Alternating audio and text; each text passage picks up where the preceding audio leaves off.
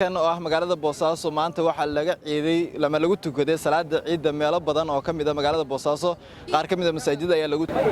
halkan waa faafka hore madaxtooyada magaalada Boosaaso ay dadka salaada ciida ay kula tukadeen qaar kamid ah golaha wasiirada gudoonka gobolka Bari taliska qaybta booliska gobolka Bari iyo waliba duqa degmada Boosaaso iyo waliba kusimaha madaxweyne ku-xigeenka dowladda Puntland Axmed Cilmi Cismaan Karaash salaada ciida tukashada kadibna waxa halkan dadka kula hadlay madaxda ka qayb gashay salaada kala qayb gashay dadweynaha halkan ugu horeyn duqa degmada Boosaaso gudoomiyaha gobolka Bari iyo wasiirka dekedaha ee dowladda Puntland ayaa ugu hambalyeeyay dadweynaha Soomaaliyeed gaar ahaan dadka reer Puntland munaasabada Ciidul Fitriga maanta waa maalin weyn oo ciid ah oo adduunka dhan laga ciidayo farxadii islaamka ah waxa maanta reer Boosaaso ciid labaad iyo farxad labaad ah waxa la tukanaya madaxdii Puntland ugu horeeyo madaxweyne ku-xigeenka dowladda Puntland mudane أحمد علمي عثمان فرحات بلارن بينوتها إنه ما أنت نقول تكلم مصلحة كم بلارن ونقول قيب قالوا مالين تعيد كفترقة إلهي هنا كأقبلوا أعماشي أي نصوص سميني مالين بشير بدان بالبركة يسويه وبالأعمال بدن لا أقبله وبالدبي بدن لا سامحه وبالإلهي لون نقضه إلهي وحكر رجينا إنه إلهي هنا كأقبلوا أعماش أنصوص سميني dhammaan shacabka reer Boosaaso waxaan kula dardaarmayaa inay nabadooda ilaashadaan inay wada jirkooda ilaashadaan inay isu naxariistaan inay iskaalmaystaan in masaakiinta ilgaala lagu eego in la isu turo dhammaan ummadda islaamka iyo ummadda Soomaaliyeed iyo ummadda reer Puntland iyo ummadda reer Barigaaba wax leeyahay ciid mubaarak waxaan soo soonay bil Ramadaan Ilaahay waxaan ka baryaynaa inuu ina ka aqbalo acmaasha wanaagsan oo sameynay waxaan rabaa inaan ka hadlo saddex qodob mid waa abaaraha midna nabadgelyada midna waxa weeye horumarka ka socda gobolka tan nabadgelyadu aad bay u fiican tahay alxamdulillaah rabbil caalamiin ilaah baa mahadda iska leh iyo ciidanka ammaanka oo shaqo fiican qabtay shacabka iyo ciidanka ammaankuna si aanay hore ugu wada shaqayn jirin bay wada shaqeeyaan waxaan loo baahan yahay in la sii siyaado insha Allah hadii la hadmo tan kale waxa weeye abaartu xogaa waynu ku daba dheeraatay inkastoo hadda meel roob ka da'ay waxa loo baahan yahay marka wada inaan iscafno hadii dadku aan iscafin Ilaahay uma naxariisto waxa kale loo baahan yahay dadkeena tabarta daran inaan wax taro dadkeena tabarta daran hadii wada dhibaataysan yihiin Ilaahay way noo caroonaya iyaduna waa muhiim weeyaan wax la taro dad soddonkii Ramadaan oo aynu acmaasha waajibka ku ah ee khayriga aynu u soo gudanay oo Ilaahay ina makansiiyay inaynu maalintii farxadeed isugu nimaano barxadan oo aynu ku gudano waajibkii salaadul ciidul fitriga runtii ciidihii aynu soo maray ee gobolka way ka duwan tahay ciidatan waxa inala jooga oo inala qaatay farxadii ciida madaxweyne ku-xigeenkii Axmed Cilmi Cismaan oo runtii aad gobolkani isagoo u baahan inuu yimaado xaaladiisa iyo axwaashiisana uu qayb ka noqdo u baahan ku soo beegmay mudane madaxweyne waxaan rabaa insha Allah inaan ku sheego muddadii bishii Ramadaan shaqada amniga gobolka waad ogeydeen qaabkii ay maartay ahayd si maartay hawlkarnimo ah ayay saraakiisha gobolka iyo mas'uuliyiinta gobolku way isaga kaashadeen in Ilaahay nagu soo gaarsiiyo 30 bisho soo dhameystirmay inagoo nabad iyo barwaaqo iyo baraare waxa weeye isugu nimi dhanka horumarka gobolku runtii dadka gobolkaani haday caan ku ahaayeen wixii horumar oo ka socda inay maartay dad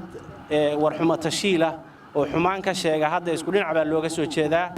ugu dambeyntiina kusimaha madaxweynaha ahna madaxweyne ku-xigeenka dowladda Puntland Axmed Cilmi Cismaan Karaash ayaa dhammaan guud ahaan dadka reer Puntland ugu hambalyeeyay munaasabada Ciidul Fitriga sidoo kale madaxweynuhu ka hadlay socdaalkiisa uu ku yimid magaalada Boosaaso kaasi oo ahaa uu ku sheegay inuu ahaa mid uu ugu kurgalaya xaaladda guud ee dadka reer Puntland gaar ahaan abaaraha iyo waliba xaaladda amni qodobka ugu horeeya waa hambalyo aan hawada idin soo marinayo inagoo aad la wadaagtaan Soomaaliya oo dhan iyo wixii muslimiina waxaan leeyahay ciid wanaagsan ciidan ciideeda Ilaahay bashbash iyo barwaaqo inuu gaarsiiyo nabad qab qodobka labaad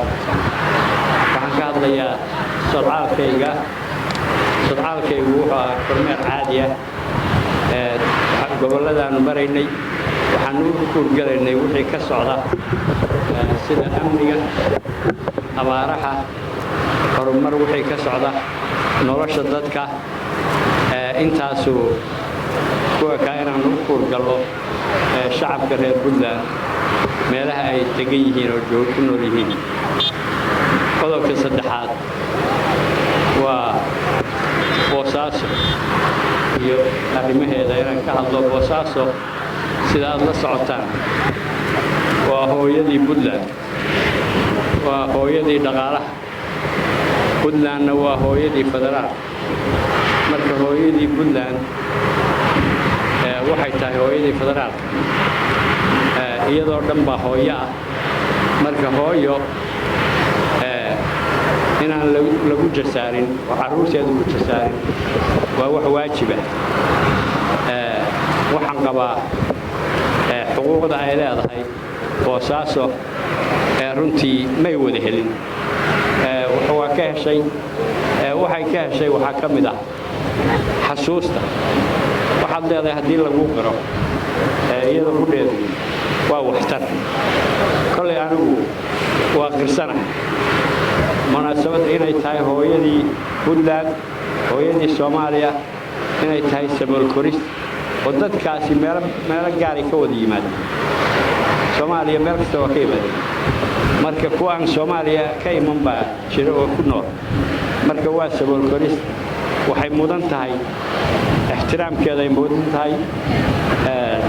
nabadgelyadeeda ay mudan tahay waxay mudan tahay horumarkeeda ay mudan tahay waxay mudan tahay inay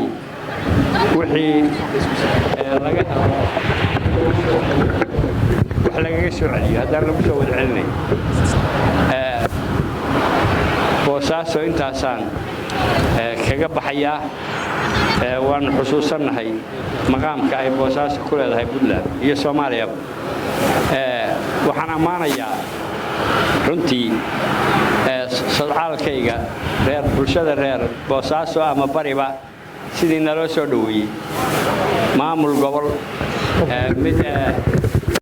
maxay tahay qaran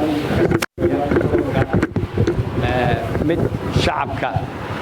aad iyo aad baan ugu mahadcelinayaa sidii diiranayd aad noo soo dhaweyseen waa mid naxiisa gelisay waa mid aanu runtii na kalifi doonta ama aanu xiiso u qabi doono inaanu ku soo noqnoqono hadda waana ka malaysanaynay taasoo way noo dhaxaysay Boosaaso dhammaantiin ciid wanaagsan ayaan leenahay waa Bashiir Faarax Saciid oo ka soo hadlaya madaxtooyada magaalada Boosaaso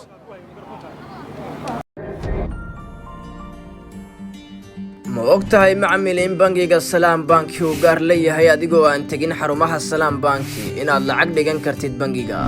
haddaba macmiil si aad akoonkaaga lacag u dhigatid falna raac tilmaamaha soo socda garaac xidig 886 xidig akoonkaaga bangiga Salaam xidig lacagta aad dirayso kadibna afar gees ku qor macluumaadkaaga faahfaahinta lacagta aad dhigaysid si aad u hesho tixraaca geli lambar sireedkaaga sahalka si aad u dhigatid lacagta wow macmiil waad ku guulaysatay inaad dhigato lacag akoonkaaga ku raaxayso oo isticmaal adeegyada Salaam Banki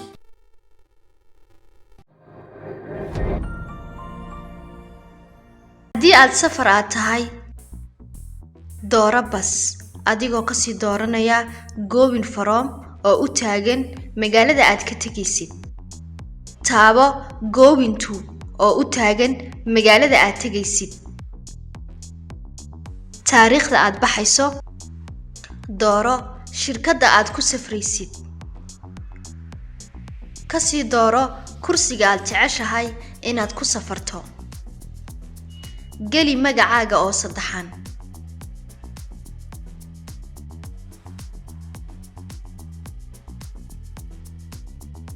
taabo